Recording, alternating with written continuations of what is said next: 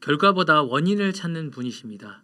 환율이 내렸습니다. 하지만 일시적인 눌림인지 추세 전환인지 외국인이 돌아올 조건은 무엇인지 숫자보다 자본의 속내를 먼저 묻는 분이시죠.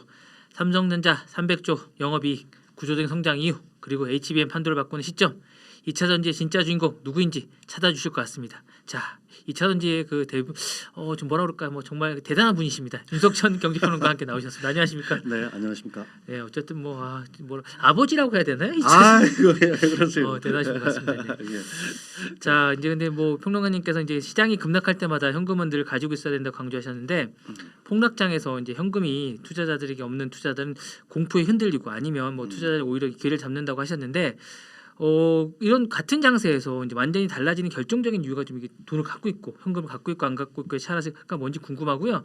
자, 지금 지표가 좋지 않습니까? 네. 지표가 지금 좋은 요럴 때 경계해야 될 뭐 오만이나 착각은 뭐가 있을까요? 일단 뭐 먼저 그 두 차이가 뭡니까? 돈을 갖고 있고. 일단 얼마 전에 있었던 폭락장에서 현금을 들고 있으면서 폭락했던 주식을 샀거나 네. 아니면 갖고 계셨던 종목들 물타기를 하셨던 분들은 현금의 중요성은 뭐 두말할 필요가 없는 거고요. 이거는 지난 이제 폭락장에서 어느 정도 입증이 됐다라고 생각을 합니다.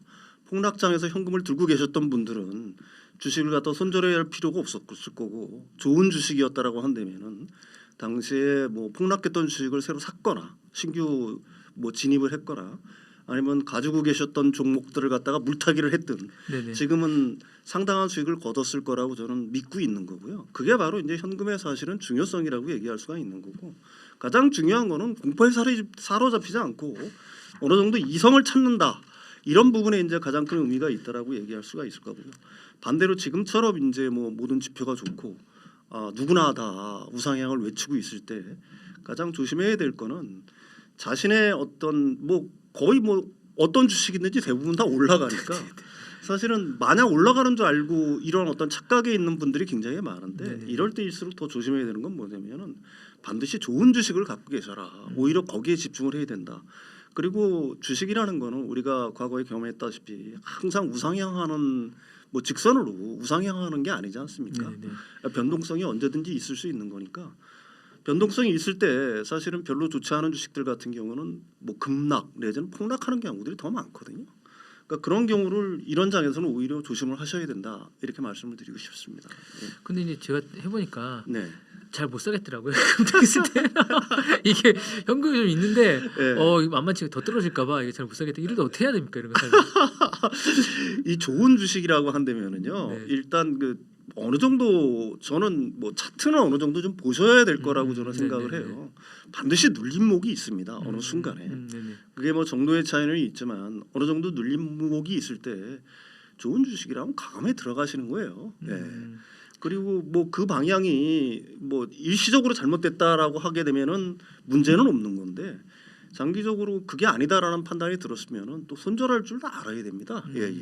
사실 잃는 것도 경험이고 공부라고 저는 생각을 해요. 예. 예, 근데 이거 약간 아프더라고요. 이를 쓰라려서 좀 그런데 자 중동 리스크가 커질 때마다 이제 시장은 흔들리지만 정치인의 강경 발언보다 결국 휴전의 명분을 찾는 과정에 더 주목하셨습니다. 뭐 지금 휴전으로 가는 걸로 봐야겠죠. 일단은 저희가 일단 가는 길은 그렇게 될 수밖에 사실은 없는 거죠. 그 음. 뭐 정치인들은 이전 정을 계속하고 싶을지 모르지만은 여러 가지 제약 조건들이 그걸 갖다 막고 있는 거기 때문에 이게 뭐 더 이상 확대될 거라고 보는 거는 지극히 제가 생각하기에는 좀 비합리적이라고 봅니다. 예.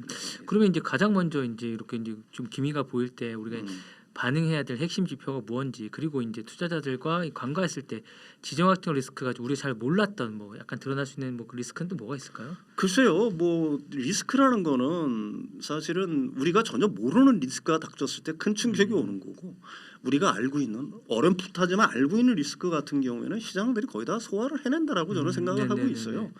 그래가지고 뭐 매크로적인 이슈들을 갖다가 이 주식 투자하시는 분들이 굉장히 어느 쪽 한편에서는 굉장히 뭐라고 할까요? 좀 굉장히 많은 신경을 쓰고 우려를 하시는데 그게 투자에서는 그렇게 제가 생각하기에는 큰 영향을 미치지는 않는다. 네, 그게 뭐 거시경제를 보시는 분들이라든지 학자들 입장에서는 굉장히 중요한 의미를 담고 있는 거지만 주식시장에서 중요한 거는 매크로적인 이슈보다 각 기업들의 펀더멘탈, 뭐 실적, 성장성 이런 게 오히려 더 큰 영향을 미치는 거고요. 단기적으로 뭐 우려스러운 점은 일단은 이게 종전이 된다라고 하더라도 트럼프 대통령께서 많은 인기를 잃으셨잖아요. 네네. 그러니까 내부에서도 불만들도 굉장히 많을 거고 그러면은 트럼프 대통령이 취할 수 있는 거는 내부의 불만을 외부로 투사시키는 거겠죠. 네네. 그 외부의 잘못으로 가령 뭐 전쟁에 들어간 비용들을 강제로 청구한다거나 그거 말을 안 들으면 뭐 관세 부과를 한다고 위협을 한다거나 하는 것들일 텐데 사실 그게 뭐 시장에 단기적인 충격은 줄 수 있지만 시장의 흐름을 갖다가 바꾸는 거는 이번 뭐 전쟁처럼 완전히 뭐 글쎄요 그런 영향은 끼치지 못할 거라고 저는 생각을 하고 있습니다. 예. 뭐 이제 잠깐 트럼프 대통령 얘기가 나와서 그런데 이제 미국은 뭐 다른 거보다 유가도 마찬가지긴 한데 특히 금리에 예민하더라고요. 미국 시장은요. 이게 네네, 그렇죠. 왜 그런 겁니까 이게? 아무래도 뭐 금리 사실 기업이라는 거는 금리 영향을 갖다가 가장 많이 받는다라고 얘기할 수가 있겠죠. 가령 뭐 금리가 내려야지 기업들의 네네. 조달 금리라든지 뭐 이런 것들도 낮아지고 있는 거고요. 그래야지 투자도 원활하게 할 수 있는 거고. 근데 생각보다 지금 미국의 빅테크 기업들 같은 경우도 채권을 갖다가 엄청나게 발행을 하지 그러니까요. 않습니까? 네네네. 그러니까 금리에 민감할 수밖에는 없죠. 네. 우리가 생각할 수 없는 수준, 가령 뭐 오라클 같은 경우에는 우리가 생각할 수 없는 정도의 채권들을 발행하고 있는 거 아니겠습니까? 근데 그게 조달 금리가 조금만 높아진다고 하더라도 기업 입장에서는 굉장히 큰 타격이 될 수밖에 없는 거. 그래서 조심을 하는 거고 무엇보다도 그 재정 적자 규모가 워낙 크잖아요. 네네. 그러니까 그 금리 오르는 거에 사실은 국가의 이자 지급 능력이라든지 아니면 기업들의 어떤 조달 금리 더 나아가서는 사실 뭐 미국 경제 같은 경우에는 소비에 굉장히 많이 의존을 하지 않습니까? 미국의 맞습니다. 가계 역시 굉장히 많은 빚을 지고 살고 있는 거거든요. 뭐 신용카드 없으면 거기는 거의 뭐 그러니까 뭐 여유 예금이 한 달치를 갖고 있는 사람들도 뭐 몇 명 안 된다라고 얘기를 하는 거 아니겠습니까?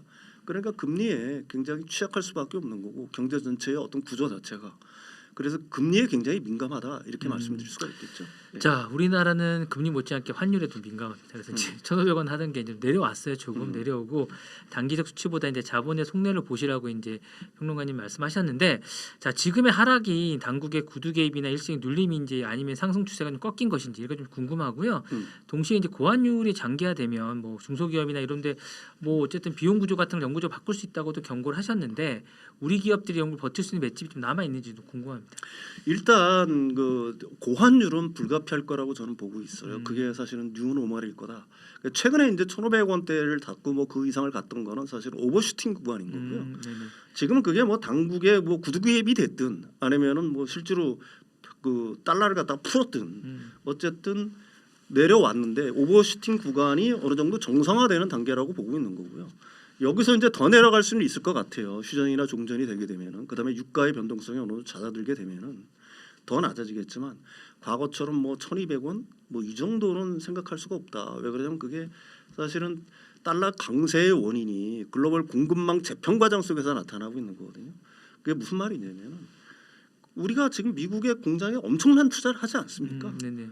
그 다음에 또 투자를 해야 되잖아요. 네네. 그 트럼프 대통령의 어떤 압박에 의해서 이런 것들이 사실은 달러 수요를 갖다가 굉장히 키우는 거고 물론 뭐 개인들의 투자도 늘었고 그다음에 우리나라 국민연금도 해외에 많은 뭐 직접 투자, 간접 투자를 갖다 하고 있는 거니까 그런 측면들이 있다라고 봐야 되는 거고요.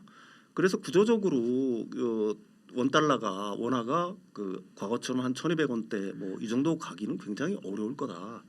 다만 이제 그럼으로 인해서 대기업들은 사실은 문제는 없을 것 같아요. 제가 그냥 수출 대기업들 특히 반도체 네네네네. 기업들 같은 경우, 좋을 것 자동차 기업들 같은 경우에는 오히려 환율이 올라야지 영업이익이 급증하는 구조를 갖고 있는데 문제는 이제 중소기업들이겠죠. 중소기업들은 굉장히 어려울 것 같아요. 그렇지만 뭐 제가 생각하기엔 그렇습니다. 이게 이제 어느 정도 이게 뉴노멀이 돼 가게 되면은 사실은 거기서도 어떻게 보게 되면은 그걸 이겨내는 기업과 그걸 못 이겨내는 기업들이 분명히 뭐 그게 어떻게 보게 되면 시장의 냉혹한 원리라고 얘기할 수가 있겠죠. 안타까운 일이지만 네네. 글쎄요. 뭐 적자 생존이라는 말처럼 역시 그 과정이 좀 필요하지 않나. 그리고 뭐 거듭 말씀드리지만 우리나라 대기업들 같은 경우는 문제가 없는데 문제는 이제 중소기업들이겠죠. 굉장히 어려운 국면에 처할 수밖에 없는 거고. 그래서 그런 부분에 대해서는 사실 국가가 좀 개입을 해야 될 필요도 있지 않나. 뭐 저는 개인적으로 그렇게 생각을 하고 네. 있습니다.